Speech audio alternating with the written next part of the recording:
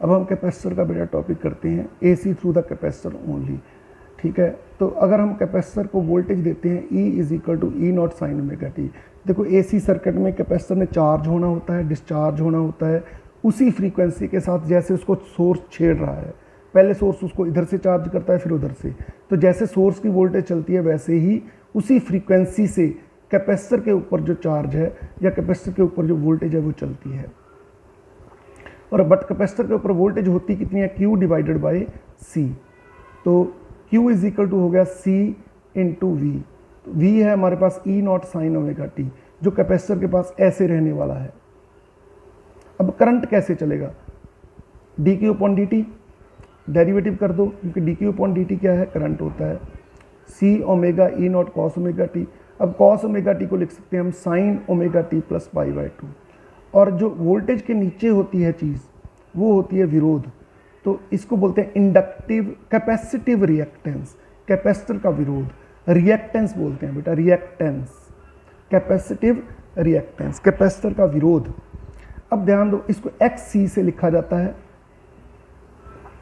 और इसके यूनिट होते हैं ओम। ये दोनों चीज़ें भी याद रखनी है अपने। तो हम लिख सकते हैं voltage on the capacitor can be written as IXC। जैसे वोल्टेज ऑन द रजिस्टर होती है IR, उसी तरह voltage on the capacitor is IXC। ठीक है, तो XC = 1/C, इसके यूनिट ओम है।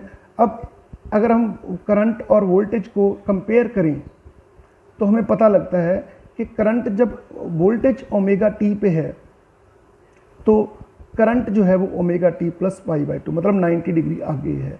इसका मतलब अगर वोल्टेज यहाँ पे है, फेजर डायग्राम में अगर वोल्टेज यहाँ पे है तो करंट यहाँ पे होगा। अच्छा, फेजर डायग्राम की इंपॉर्टेंस क्या है ये आप आगे समझ जाओगे, बस इसको ड्रॉ करना सीखना है आपने। तो कैपेसिटर का विरोध तब मैक्सिमम होता है जब फ्रीक्वेंसी ऑफ द सर्किट लो होती है। इसका ग्राफ ये है।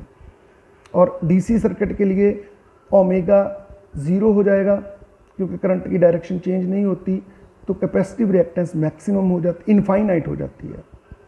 तो DC सर्किट तब तक ही चल सकता है जब तक कैपेसिटर चार्ज ना हो जाए, और चार्ज वो तुरंत हो जाता है।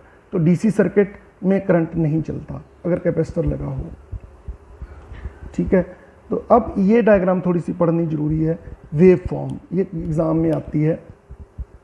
वेव फॉर्म में क्या है, हमने वोल्टेज शुरू करनी होती है 0 से, चाहे वो इंडक्टर हो चाहे कैपेसिटर हो। तो करंट कहाँ से शुरू होगा, इससे 90 डिग्री आगे है तो यहाँ से शुरू होगा। ठीक है, तो 90 डिग्री आगे कहने का मतलब वो मैक्सिमम पे है और वोल्टेज 0 पे है। जब वोल्टेज मैक्सिमम पे होएगी तो करंट 0 पे पहुंच जाएगा, और जब वोल्टेज 0 पे पहुंचेगी तो करंट उल्टी डायरेक्शन में मैक्सिमम पे पहुंच जाएगा। ऐसे चलता है। ठीक है, that's all about the capacitors. And tomorrow I will send you video on the inductors as well.